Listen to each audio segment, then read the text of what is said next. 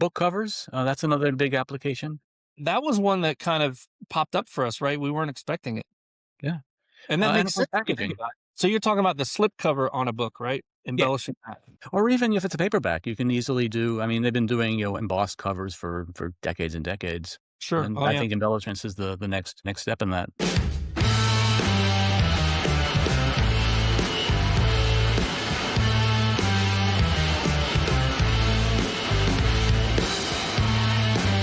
What's up, everyone? It's Eric Vessels with Taktiful. Welcome back to another episode of Taktiful Tuesday. I mean, welcome back. We've had quite the gap. We haven't had an episode in a really long time.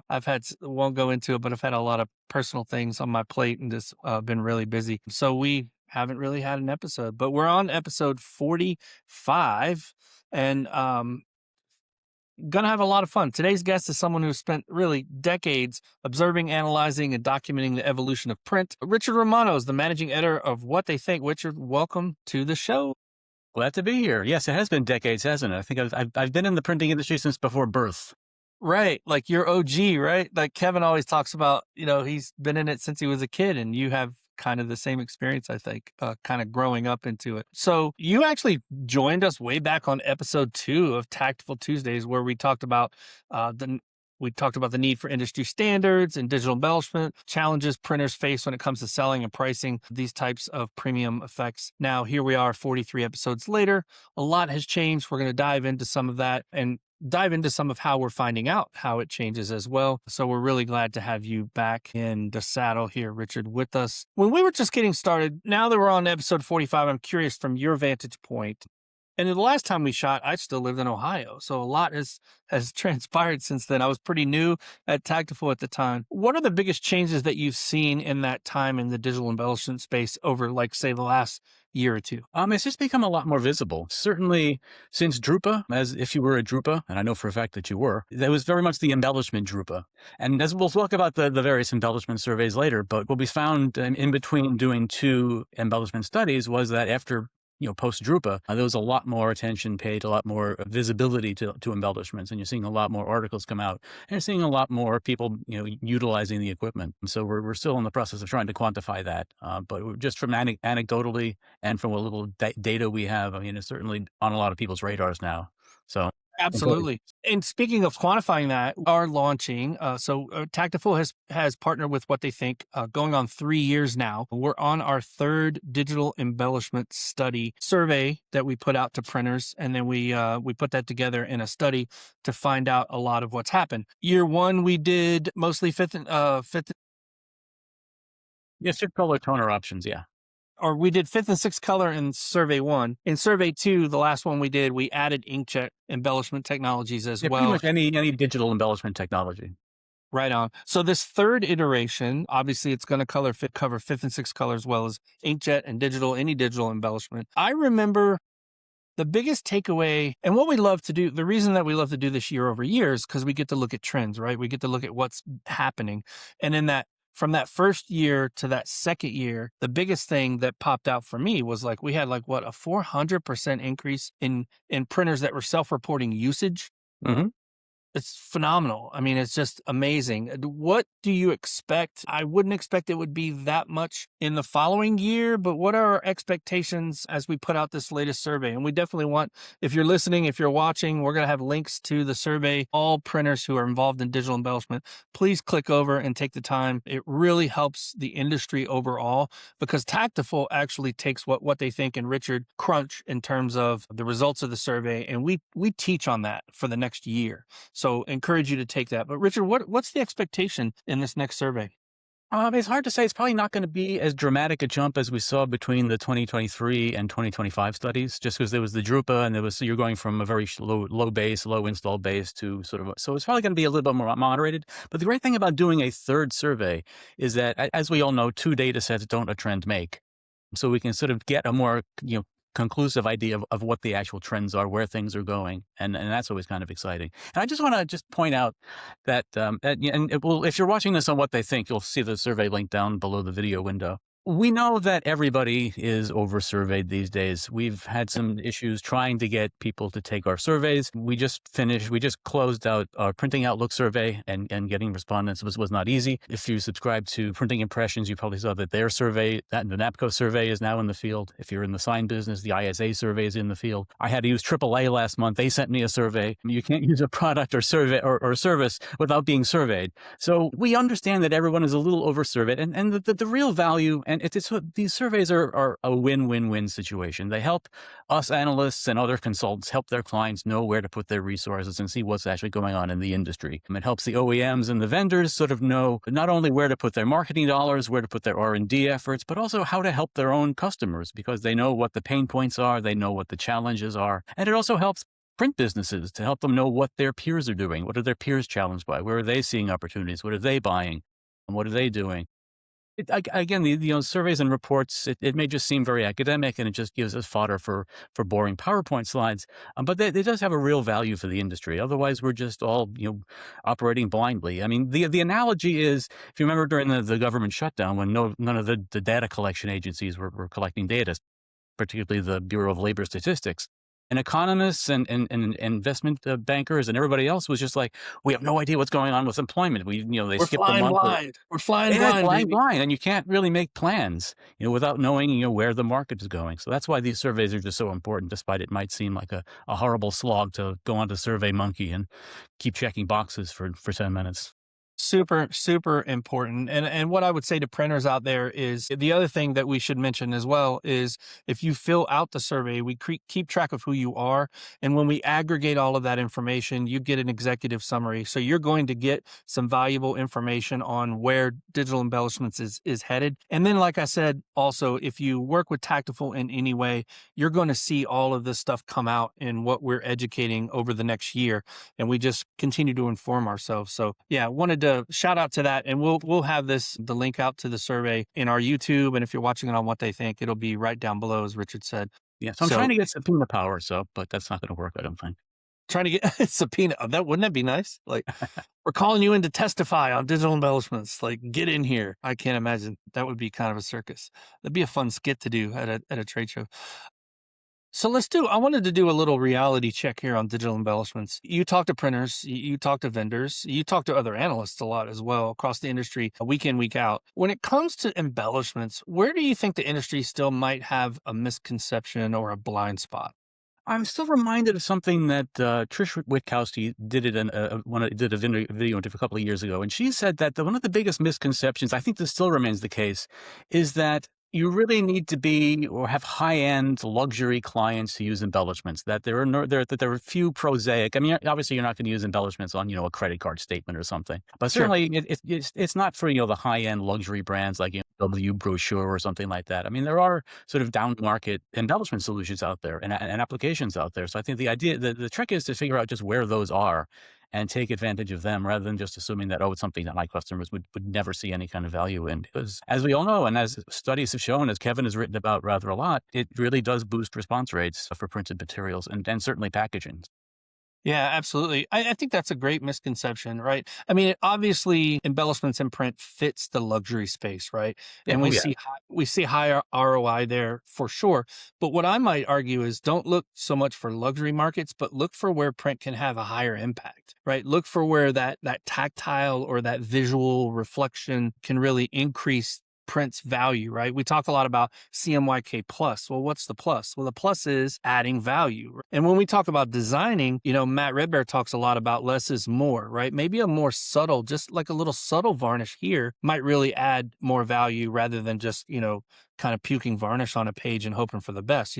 Printers tend to do that a lot with new technology. I mean, we saw this. I mean, you experienced it. You and I have had conversations years ago about QR codes and how they were just misused and how a lot of the personalization was just, used in the wrong way. So I think it's all about applications, isn't it?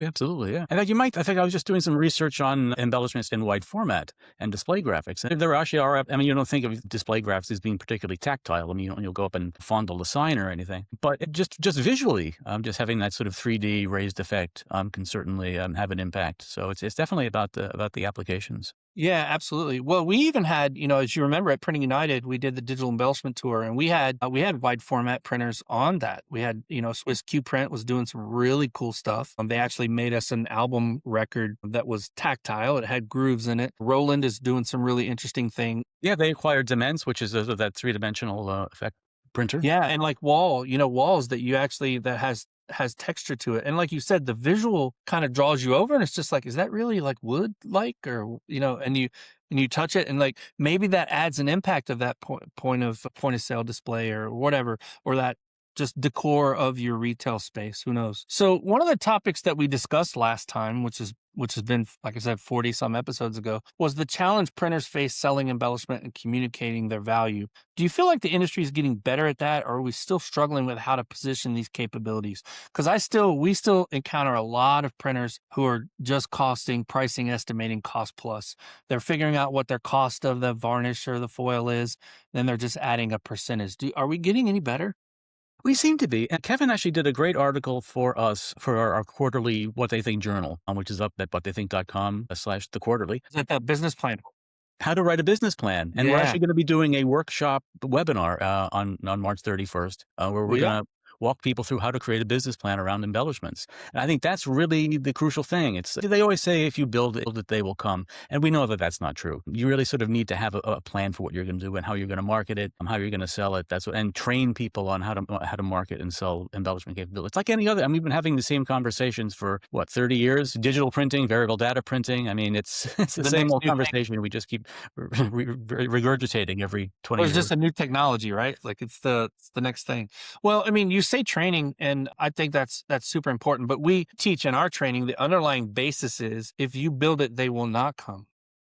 Right. So you've got to build it and build a plan, and then you got to be able to market it. You got your salespeople got to know how to sell it. Your production people got to know how to run the stuff. But what we found in some of our surveys, speaking of the value of survey, is, if you remember, and I don't know the numbers, maybe you might remember them, but the printers who invested heavily in training saw a much higher profit and much higher sales of digital embellishment. So you can attribute this to actual money, actual numbers.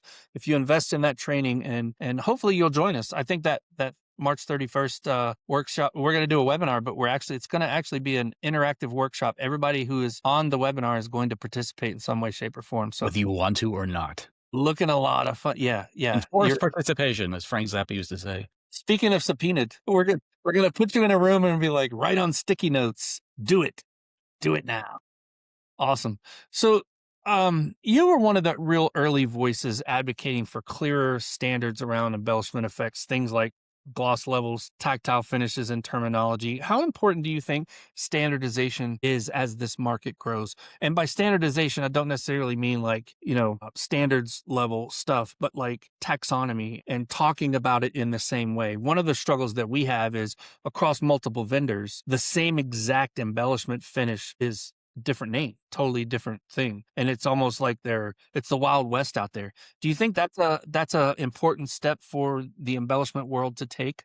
Absolutely. And the industry has always had like different words for the exact same thing. It's almost kind of like that old Steve Martin joke about French. He's like, they have a different word for every. But yeah, I think we it's important to understand what we're actually talking about. When you say, okay, gold foil, what is that exactly? Or this or that or this effect. So, and I think as people just start using these effects more, they'll sort of start to understand, okay, so this is what this is. But we shouldn't also ignore, actual standards. Don Carley wrote a story for us for the journal on a new term that I just heard about from him called appearance management, which is sort of color management taken to the next level.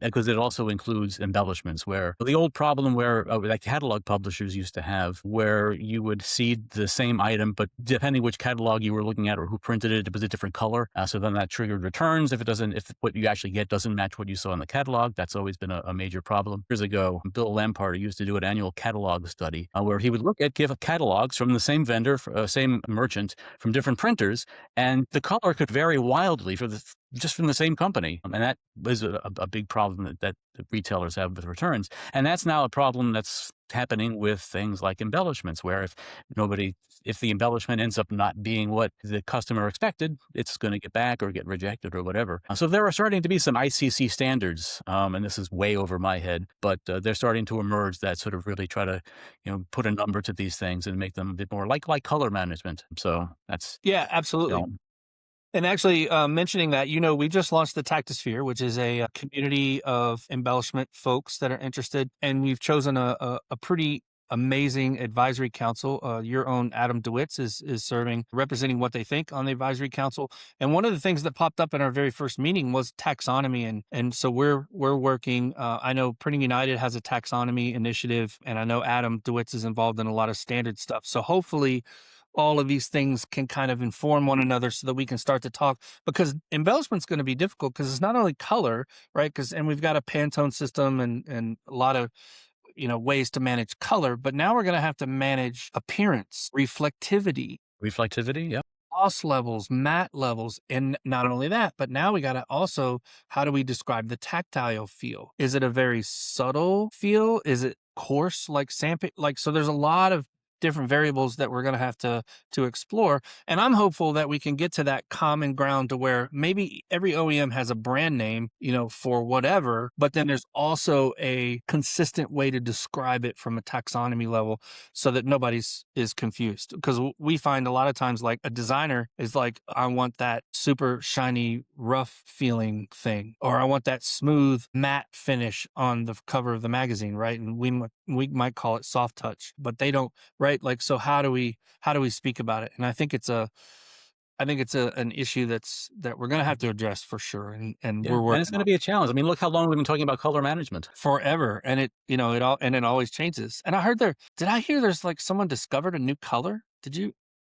I don't want to get I off read it. something about that. I think we did it on Around the Web or something like that. I thought I read that it's discovered a whole new color, and I was like, how's that possible? Like, I didn't even dive that deep into it. But so the other question I had, Richard, is just in terms of like ear to the ground type stuff from an applications standpoint. We talk a lot about applications, right? And we want to find the right applications that give the best ROI. We find what the most popular applications are, and that shifted a lot in the study. Obviously, business cards tends to always be up there with embellishments, but right, we've got packaging, labels, direct mail, trading cards. What are embellishments making the biggest impact right now, do you think, just anecdotally? direct mail. That's certainly a big one. Book covers. That's another big application. That was one that kind of popped up for us, right? We weren't expecting it. Yeah. And that And makes of course, sense if you think packaging. about it. So you're talking about the slip cover on a book, right? Yeah. Embellishing that. Or even if it's a paperback, you can easily do. I mean, they've been doing embossed covers for decades and decades, Sure. and Oh, I yeah. think embellishments is the next step in that.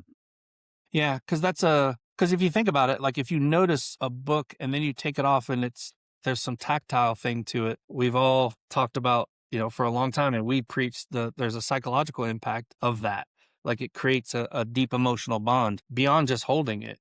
I did a presentation one time, the ownership effect, and I had a woman hold a mug at the beginning of my speech. And at the end of my speech, I gave another guy a mug, and I asked her to secretly write down what she values that mug at. And I asked him to secretly write down what he valued it at. And the lady that was holding it the whole time said $10 and he said 5. So it's this psychological impact of the longer she held it, she assigned more value to it because of that ownership. So the longer we can get people to see stuff and hold print and quote unquote pet the print, the higher a value that is. I just thought that was a cool story. Technology on the horizon. You spend a lot of time also looking at new technologies entering the markets. I know What They Think is privy to a lot of like embargoed type press releases, and you're invited to a lot of events where they share new technology that's can't talk about it just yet. Are there any emerging embellishment technologies or capabilities that you think printers should really be paying attention to? Is it the white Any embellishment technologies? I do know that I think this is going to be the year of direct to object, which isn't necessarily related to embellishments, but Okay. I can't No, see that's any fine. reason why embellishments can't play a role in direct to object printing. I mean, it's just sort of one more layer that you put on whatever object you're printing on. So it's probably still way too early for that to happen, but I can certainly envision a day where embellishment technology becomes a direct to object kind of thing. So when you say direct to object, that's like non-flat type? Yeah, printing on bottles and just been into a distribution deal with a company that makes direct-to-object presses. There's always who's the one that does the Helix, ink cups. They do a lot of bottles digitally. There's EPS out of Vermont. They do a lot of direct to object stuff. And Epson in Japan, that hasn't come to North America yet, but they introduced a direct to object printer. So I think that's probably the next big thing. It's obviously tangential to embellishments at this stage, but that's sort of what I've been keeping my eye on. But I certainly can't see any reason why embellishments can't play a role in direct to object at some point. No, for sure. For sure. And you think about it, if you got a water bottle that, that's got a raised logo or, some type of texture to it, that kind of, rather than just engraved, a lot of it today is engraved or screen printed or otherwise printed on it. Absolutely. And then, the killer app for direct to object is to replace labels. And what's a big application for embellishments? Labels. Right, right. Exactly. Yeah, we see that huge. It's huge. And it's one of the ways the digital embellishment's making a big impact because speaking of your luxury segment before, because of digital embellishment, a lot of the bigger brands back in the day, were spending a lot of money to embellish. A lot of the retail brand, the toothpaste we use that as an example. That happened back in the 80s. Well, that was all analog equipment and they were investing hundreds of thousands of dollars to put foil on those Colgate boxes. And it was really raising their brand identity and their sales.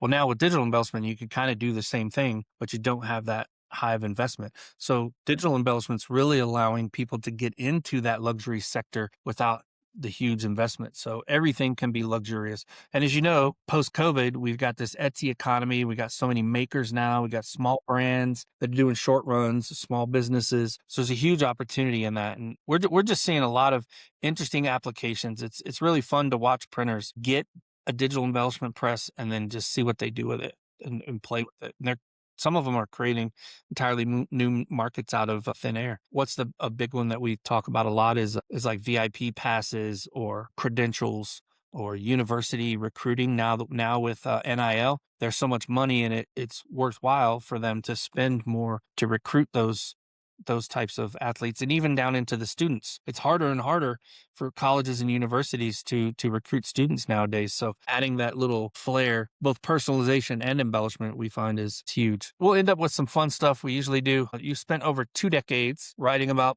printing technology. Was there a moment early in your career when you kind of realized this industry is actually pretty freaking cool, kind of fascinating? Just because I just grew up in it. Maybe that's why I didn't see it as particularly cool. Just, you don't want to do what your father is doing. Right, But exactly. sort of I think what really turned me around was when I started doing the wide format stuff in the 90s. When I started covering that beat for a defunct magazine called Digital Imaging. Yep. And sort of, seeing the first generations of wide format printers and seeing the stuff they could do. That's sort of really what kind of turned me on. And I sort of just kept up with that beat over the years. Yeah, and that's really come a long way, with a lot of the inkjet technologies and the flatbed stuff and obviously roll to roll. Interesting. Yeah. That was the big wide format was the big kind of place to go. Now it seems like everybody's interested in packaging and it'll be interesting to just see kind of where it goes. Okay. So a little bit of curveball. We renamed Taco Tuesday. The last time we talked, if you remember, we renamed Taco Tuesdays to Taktiful Oh, Tuesdays. that's right. Yes. So I have to ask you, if you had to describe the print industry as a food, what would it be and why? Probably one of those super supreme pizzas that has like just a zillion different toppings on it. I was thinking pizza too. That's amazing that you said Yeah, that. because I mean the printing industry is so many different things right now. I mean, just look around your home or your office and just look at everything that's printed. I mean, it's just you can't really narrow it down to any one thing. It's packaging, it's direct mail, it's envelopes, it's business cards, it's industrial printing, it's the keys on your keyboard. It's just pretty much everything. So yeah, it's just a million different types of food on one particular I love it. pie. The printing pizza. The printing pizza. That's gonna Gotta have to get the live pizza on the action. some way, shape, or form. Well, now I'm hungry for lunch. It's crazy. Richard, so good to talk with you, my friend. Always good to talk with you. We've known each other for a long time, worked with each other for a very long time. This has been a great follow-up to episode 2. Everybody, please, if you have digital embellishment, click the link to take the survey down below. We really appreciate it. We love you a long time. Also, look for our webinar on how to create a business plan for digital embellishment coming March 31st. We'll be promoting the heck out of that as well. And appreciate you spending some time with me, man, and being on Tactful Tuesdays, brother. See you episode 80. Thanks. Yeah, right. About every 40 episodes, we'll have you on. See you, man.